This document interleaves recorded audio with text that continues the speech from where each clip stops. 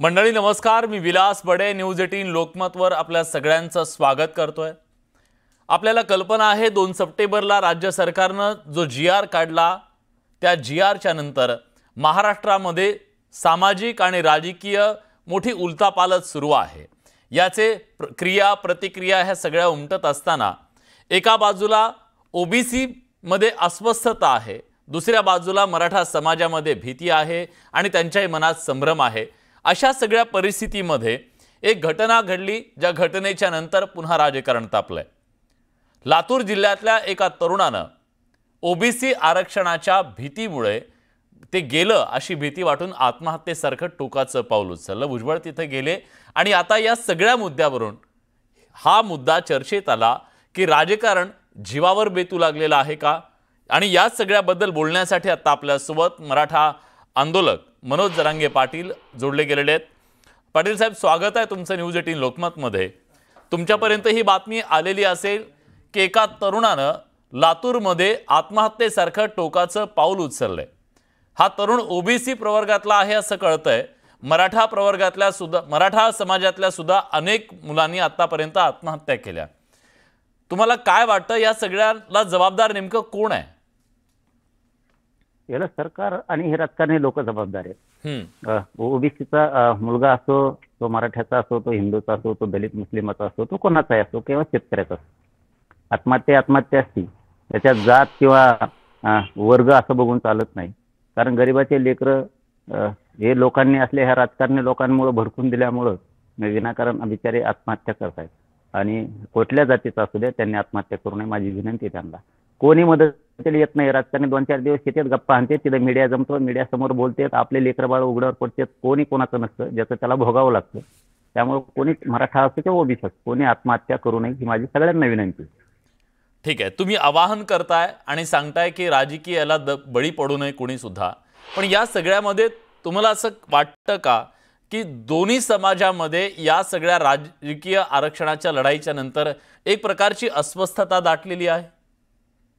अस्वस्थ नाही हे ते दाखवते, छगन भुजबळ दाखवते। फक्त अस्वस्थ असण्याचं कारणच नाही ना। काय अस्वस्थताचं काय कारण? काय मराठ्यांच्या नोंदी सापडल्यात, मराठ्यांचे हैदराबादचं गॅझेटियर आहे, सातारा संस्थांचं आहे, हे हक्काचं असून देत नाही, त्याला अस्वस्थता म्हणत नाहीत, तर याला जाळव वृत्ती म्हणते। की दुसऱ्याच्या जातीच्या गरीबाच्या लेकराला येऊ द्यायचं नाही, खायचं ते आपल्याच जातीनं खायचं सगळं। मग तो अतिक्रमण असो ते बोगस असो, ते आपणच खायचं, दुसऱ्याला नाही खाऊ द्यायचं, ही सवय लागलेली आहे त्याला। आता हे नाटकबाजी आहे, याच्यावर सुद्धा राजकारण करेल। त्याच्यावरती राजकारण करू नये। लेकरबाळ असते, ज्याचं कुटुंब उघड्यावर पडू, ज्याला त्याला कळतं लेकरबाळ कसे पोसायचे, किती काबड कष्ट करायचे, लेकर शिकवायचे, कामाला जायचं, हे लय संकट असतं मोठं। बरोबर। पण यात एक गोष्ट सातत्याने सांगितली जाते। छगन भुजबळ काही वेळापूर्वी बोलले आणि ते म्हणाले की मराठा समाजाला 10% आरक्षण दिलेलं आहे आणि त्याच्याबद्दल एका बाजूला EWSचं आरक्षण आहे, मराठा समाजाला दिलेलं SCBCचं 10% आरक्षण आहे, तरीही OBC मधलंच आरक्षण का हवंय, तो अट्टहास कशासाठी, हा सवाल ते विचारतायत। नाही, ते पागल झालेले, त्याला काही सुचत नाही, काय बोलताय म्हणून कळत नाही, त्याला काय करतो म्हणून कळत नाही। आम्ही तुला म्हणलो का की तो OBCतलं आरक्षण घेतो आणि 50% पुन्हा येतो? तू नव्हतं का 50% येत? इकडच्या नोकऱ्या घेऊन पुन्हा ओपन मध्ये नाही आला का? किती पोरं दाखवायचं तुम्हाला OBCचं आरक्षण घेऊन इकडे आलेले? आता आमचंच लय पोट दुखायला लागलं का? त्यातलं नाही। आणि 10% आरक्षण SCBCचं दिलं आणि आता प्रश्न विचारतोय नेत्याला मराठ्याचा की तुम्हाला 10% SCBCचं आरक्षण पाहिजे का नाही पाहिजे, प्रश्न विचारतो। मराठ्यांच्या नेत्यांनी सरळ उत्तर द्यावं त्याला। SCBCचं 10% आरक्षण आम्हाला पाहिजे, पण OBC आरक्षणात पाहिजे 50%च्या आत, 50%च्या बाहेर नाही। तू घे ना 50%च्या बाहेर 10%, जमत नाही का तुला? दी इकडचं सोडून OBCतलं तुला घेते, म्हणजे आमचं जे टिकणार नाही। आता पोरांचं वाटलं होईल ते आरक्षण गेलं की आम्हाला का? कायदा काय सांगतो, संविधान काय सांगतं, केंद्रीय मागासवर्ग आयोग काय सांगतं, राज्य मागासवर्ग आयोगाचे निकष काय आहेत की जे जात मागास सिद्ध झाली, मराठा समाजाला सुक्रे समितीने मागास सिद्ध केलं, गायकवाड आयोगाने मागास सिद्ध केलं, मग मागास सिद्ध केलेली जात ही 50%च्या आत OBC आरक्षणात घ्यावं लागती। तुम्ही आम्हाला 50%च्या वर का ठेवलं? सरळ उत्तर द्यावं मराठ्यांच्या नेत्याने त्याला। 10% SCBC आरक्षण आम्हाला पाहिजे, पण 50%च्या आत ओबीसी आरक्षणात पाहिजे. हम्म. वर 50%च्या वर असेल तर ते आम्हाला नको. बर, पण केंद्र सरकारनं घटना दुरुस्ती करून 10% ईडब्ल्यूएसचं आरक्षण दिलेलं आहे आणि त्या 10% आरक्षणापैकी जवळपास 8.5% आरक्षण एकट्या मराठा समाजाला मिळत होतं आणि त्यामुळे ईडब्ल्यूएस आरक्षण का नको अशा प्रकारची मांडणी केली जाते. ईडब्ल्यूएसचं आरक्षण टिकाऊ आहे तरी सुद्धा मराठा समाज का नाकारतोय अशा प्रकारचा प्रश्न विचारला जातोय. आम्ही का नाकारलं? रद्द सरकारनं केलं, आम्ही केलं का? आम्ही कदा नाकारलं ईडब्ल्यूएसचं? सरकारनं एसीबीसी दिलं आणि ईडब्ल्यूएस रद्द केलं. एसीबीसी आम्ही मागितलंच नाही आणि आम्हाला जर ते द्यायचं तर 50%च्या आत द्या, काय हरकत नाही. ईडब्ल्यूएस आरक्षण नाकारल्यामुळे मराठा समाजाचं नुकसान झालं, नाकारल्यामुळे ईडब्ल्यूएस मधून बाहेर पडल्यामुळे मराठा समाजाचं नुकसान झालं असं वाटतं तुम्हाला? नाही, त्याच्याशी मला नाही देणं घेणं. वाटलं झालंय का नाही झालं, कोणतं चांगलं झालं इथून मागं. आमचं ओबीसी आरक्षणात हक्काचं आरक्षण, आम्हाला ओबीसीतलं आरक्षण पाहिजे, यावर आम्ही ठाम. बाकीचं काय कोणाच्या घरानं ऐकून घ्यायची आम्हाला गरज नाही आणि आमच्या मराठा समाजात काय कोणी मालक नाही. आमच्या लेकरा बाळांचं आयुष्याचं चंद्रसूर्य आहे तोपर्यंत टेन्शन नाही, उडायचा धाक नाही ना काय नाही. हे कधीच जाईल, हे ईडब्ल्यूएस असं किंवा एसीबीसी असं, काय गॅरंटी आहे 50%च्या वरचं? आलं सरकारच्या मनात आहे होतील, नाही तर काढून फेकून देते. काय करणार कोण त्यांचं? एकदा काढून टाकल्यावर कोण काय नाही करू शकत. कोर्टाचं कारण सांगते ते, कोर्टात याचिका गेली तीन, कोर्टाने काढून टाकलं ना आम्ही काय करावं त्याला, असलं बोलतात ते. कोर्टाच्या पुढे कोण बोलन आता? पण घटना दुरुस्तीच्या नंतर ते दिलेलं आरक्षण आहे, त्यामुळे ईडब्ल्यूएसचं आरक्षण सुप्रीम कोर्टानं सुद्धा ते मान्य केलेलं आहे. मग ईडब्ल्यूएसचं जे आरक्षण ज्याचा लाभ मराठा समाजाला होत होता, आज त्या काल ज्या परीक्षा झाल्या, एमपीएससीच्या परीक्षा झाल्या, ईडब्ल्यूएसचं मेरिट हे थेट एसटी इतक्या म्हणजे शेड्यूल्ड ट्राईब इतकी कट ऑफ त्याचा आहे, त्यामुळे मराठा समाजाचं नुकसान झालं ईडब्ल्यूएस मधून बाहेर पडून, अशा प्रकारची मांडणी केली जाते. तुम्हाला मान्य आहे काही? ते मान्य. आता सरकार काय चाणक्य बुद्धी चालवीन, काय गैरसमज पसरेन त्याचं त्याला यार, पण तो रद्द सरकारने केलं. ईडब्ल्यूएस सरकारनं रद्द केलं, त्याला एसीबीसी द्यायचं सांगितलं कोणी? जे टिकणारच नाही हे आरक्षण तुम्हाला कोणी द्यायचं सांगितलं मराठ्याला? त्यामुळे तुमचीच चाल आहे ती. त्याच्यामुळे इथं काय ईडब्ल्यूएस मध्ये आमच्या ओबीसी मधून काय थोडे गेले का? भरपूर पोरं गेले याच्यातून सुद्धा. असं काय म्हणजे तुम्हाला आता बरोबरीची जोड लावायची का? आम्ही मागायला लागलं की फक्त फरक करून सांगायचा, ओबीसीतून आरक्षण मागितलं फरक सांगायचा, ईडब्ल्यूएस खूप चांगलं होतं. अरे ओबीसी आरक्षणात आमच्या गोरगरिबांच्या योजना येतात, योजना भेटतील लोकांना शिक्षणात आहे, नोकरीत मिळेल आणि टिकाऊ आहे आणि परत हक्काचं आहे ना. हक्काचं सोडून बटायती वावर करायचे कोणी सांगितलं? हक्काचं वावर सोडून द्यायचं, वगैरे लोकांचे दावतं आणि बसायचं, कामान धावाचं. काय भूषण आहे त्याच्यात? काय भूषण आहे त्याच्यात? ते 10% आरक्षण टिकणार नाही, काय भूषण आहे त्याच्यात? हे आम्हाला 10% दिलं कशाला?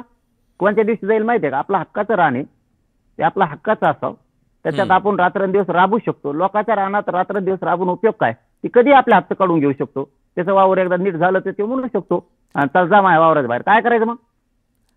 आपलं हक्काचं सोडून कोणी धंदे शिकले? हा बघा आम्हाला असंच मोठेपण शिकेल हमेशा, तुम्ही आमकेच येतं, तुम्ही तमकेच येतं, तुम्हाला याचं काय करायचं त्याचं काय करायचं, तुम्ही पाटीलच राहा, मराठाच राहा, शेतकऱ्या कुणबी झाल्यावर शेतकरी, कुणबी म्हणजे शेतकरी झाल्यावर का मराठा राहत नाही माणूस? बाकीच्या मराठ्याजवळ शेती नाहीत का? कुणबी जवळ का शेती नाही का? आणि शेतकरी शब्दाची काय लाज आहे? मग का मराठा राहत नाही? काय कुळं बदलते त्यांनी? कुळं बदलले का? काहीतरी उघड डोक्यात घालतात आमच्या लोकांच्या आणि मग त्या लोकांना असं वाटतं का असं होतं काही? काही नाही. आमच्या हक्काचं ओबीसीतलं आरक्षण आहे ते आम्ही घेणार आहेत आणि घेतलंय, सोड राहिले.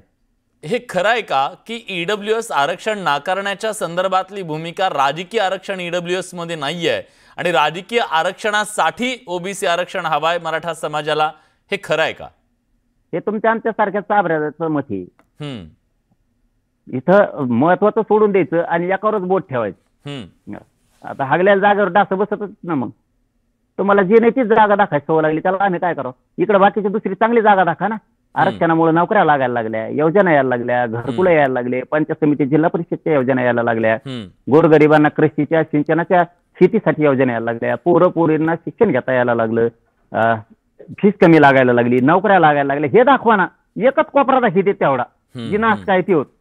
म्हणजे तुम्हाला येऊन जाऊन तिकडे लोटायचं राजकारणाकडं, उठलं सुटलं की राजकारणाकडे लोटायचं. काय भूमिका आहे ती?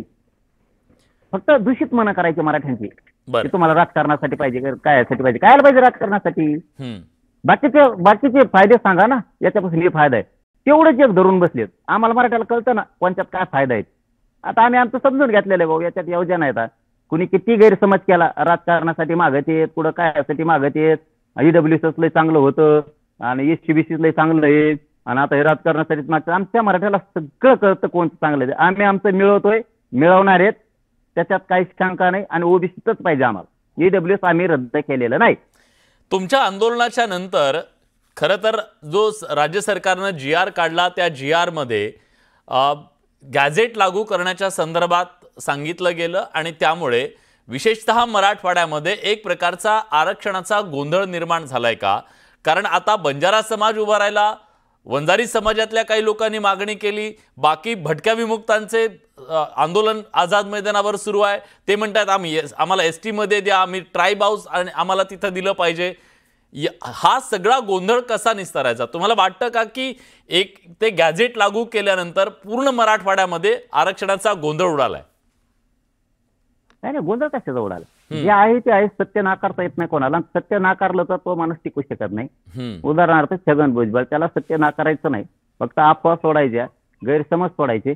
आणि आपल्या जीवावर आलं, बेतलं का आपण खोटारडे येत असं ठरायला लागलं की राजकारणी नेत्यावर ढकलून द्यायचं, मराठ्याच्या नेत्याला प्रश्न विचारायचे. जसं रडकुंडीला आलं ना, रडकं येते, मग हे असं करतं, सत्य लपवायचा प्रयत्न करतं, सत्य लपत नसतं. आता त्याच्यात जर बंजारा समाजाच्या नोंदी असतील, काय हरकत त्यांना द्यायला? का ते माणसं नाहीत? त्या नुसतंच तोडायचे का आयुष्यभर? त्यांच्या आईबापाच्या मोडीन कमरं ऊस तोडू काय फरक पडला का सावत येते? त्यांचं जर नोंदी असेल तर त्यांना द्यायला काय हरकत आहे?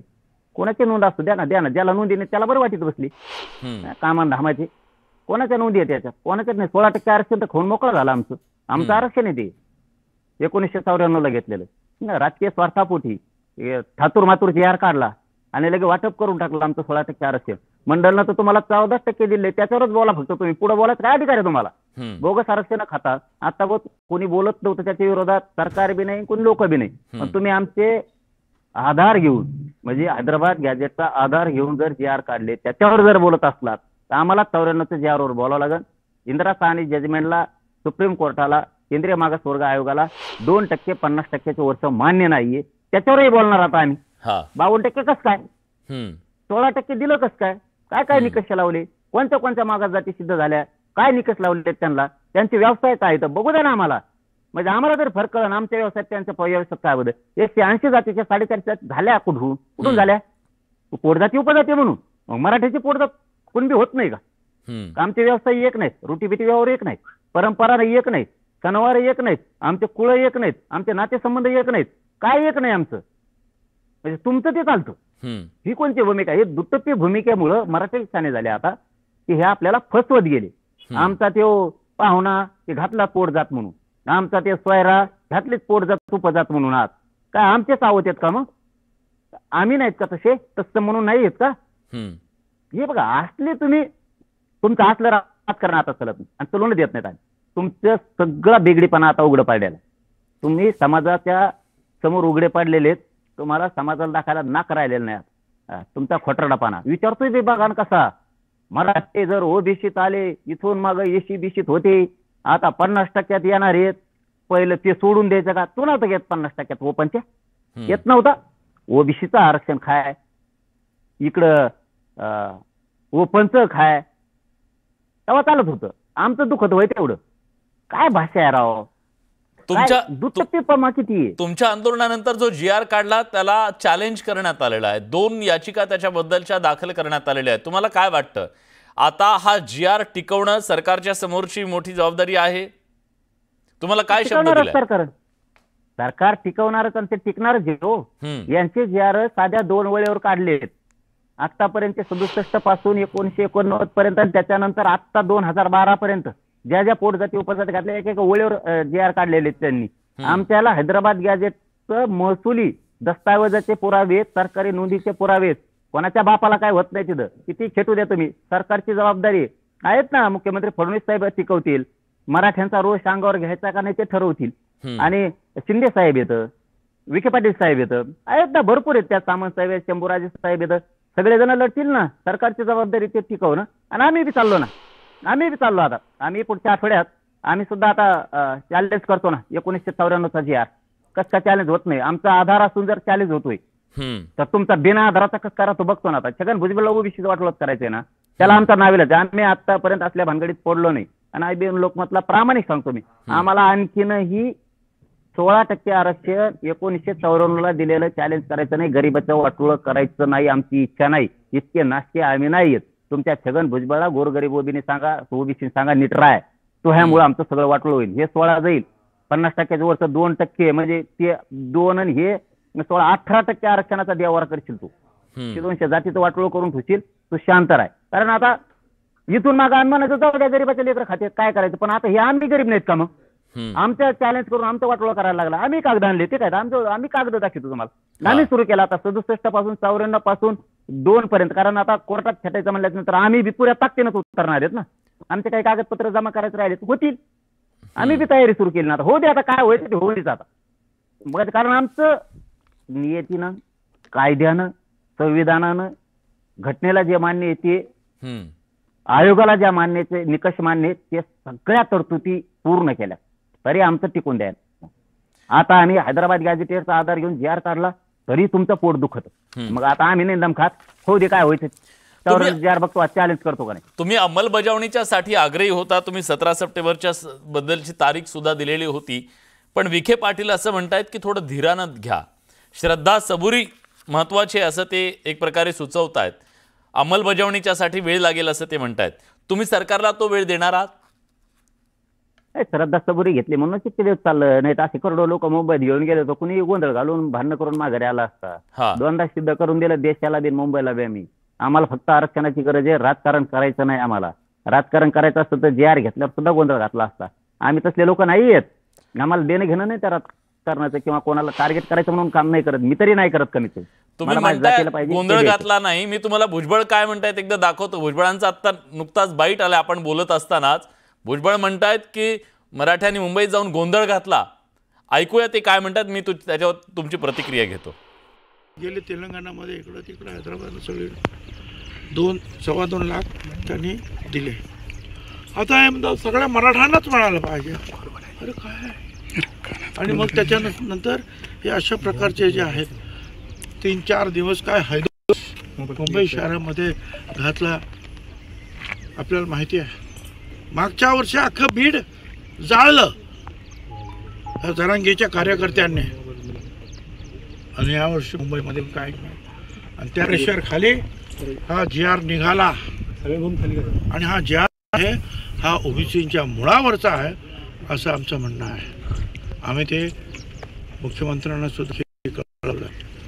हायकोर्टाचा लोक राहतात राहणार. आम्ही 74 जाती आहेत.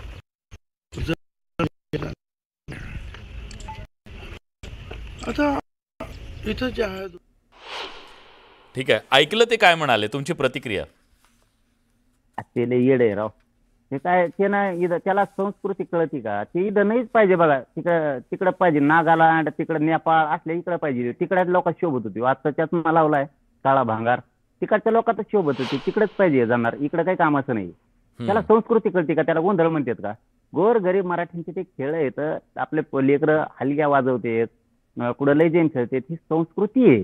एक प्रकारे थोडक्यात आंदोलनाच्या माध्यमातून आंदोलनही केलं आणि मुंबई पण जिवंत करण्याचं काम गोरगरीब मराठ्यांच्या लेकरांनी केलं. विचारानं जिवंत करण्याचं काम केलं. नसतं उठलं रोज त्यांचं असं असतं बंगल्यात जाईन, बंगल्यातून उठलं की नोकरीला जाय. एक नवीन नवीन संस्कृती त्यांना महाराष्ट्रातले बघायला मिळाले. हसणं खेळणं बघायला मिळाले. हे पण एक जीवन आहे बुवा.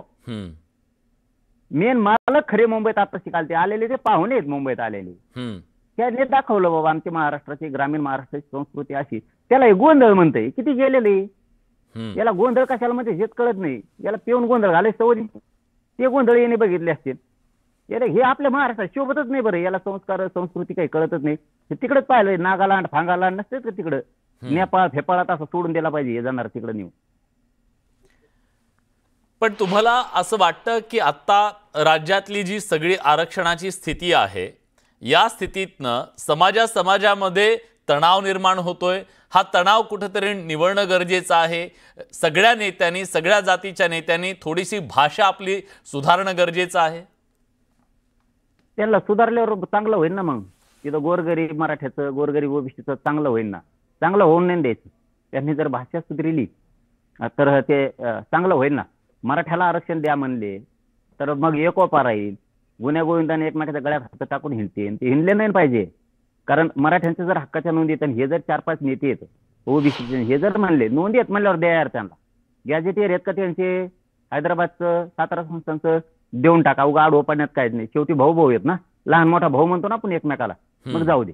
हा, तुम्ही त्यांच्या नोंदी नसल्यानंतर देऊ नका, हे आमचंही म्हणणं आहे ना। पण नोंदी असून त्यांचं गॅजेटियर आहे, मराठवाड्यातला सगळा मराठा कुणबी आहे गॅजेटियर नुसार।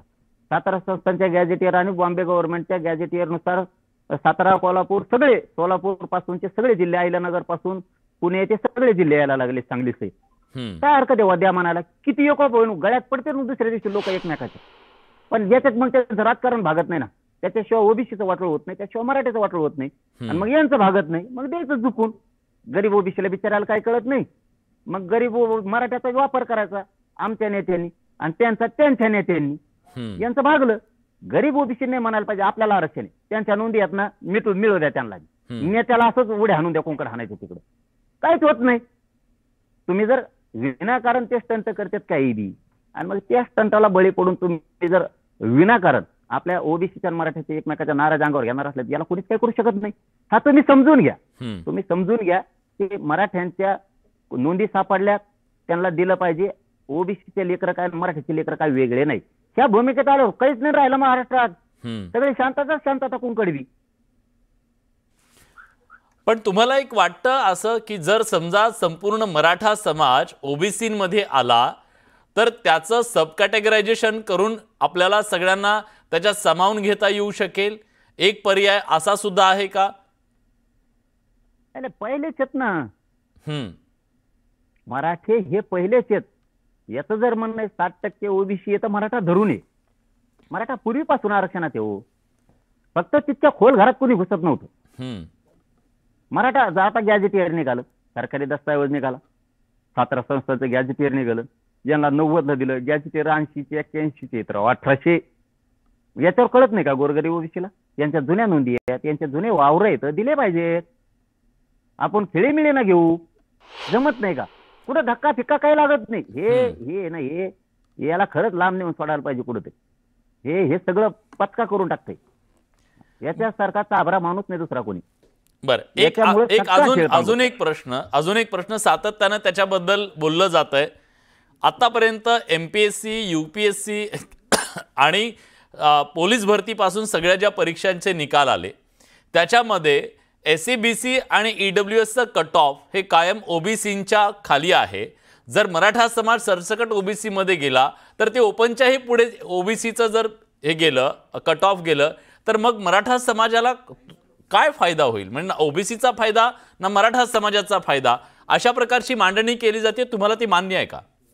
नाही, पुन्हा मी तेच सांगतो की EWS आम्ही कुणाला रद्द करा म्हणून सांगितलं नाही, SCBC दिलं आणि ते रद्द केलं। पुन्हा तुमच्याकडून आणि सरकारकडून गोरगरीब मराठ्यात समज नको, 50 वेळेस तेच फरक सांगायचा, आणि आता कुठंतरी आम्ही ओबीसी चाललो तर लोकांची मनस्थिती झाली पाहिजे, नको बाबा आपल्याला मग ओबीसी आरक्षण, म्हणजे पुन्हा तुमचा डाव तुम्ही यशस्वी केला, नातं बोलून तुमची चाणक्य नीती वापरली, तुमची हुशारी वापरली, तुम्ही मराठीवर पुन्हा डाव टाकले, षडयंत्र केले, रचले, ते यशस्वी केले, असं सांगून MPSC चामकं, UPSC चमकं झालं, EWS मुळे इतका कट ऑफ कमी आला, मग ते जास्तच झाला, मग ओबीसीत गेल्यामुळे मराठ्याला काय मिळेल, मग मराठ्यांची बुद्धिभेद करायचा, मग मराठ्यांना पुन्हा वाटलं पाहिजे EWS चांगलं का काय, SCBC चांगलं का काय, आणि पुन्हा हे घ्यायला लागलो की याचा कट ऑफ आणखी वर सारखा, मग पुन्हा म्हणायचं ओबीसीच बरं होतं, पण तेव्हा हातातून गेलेला।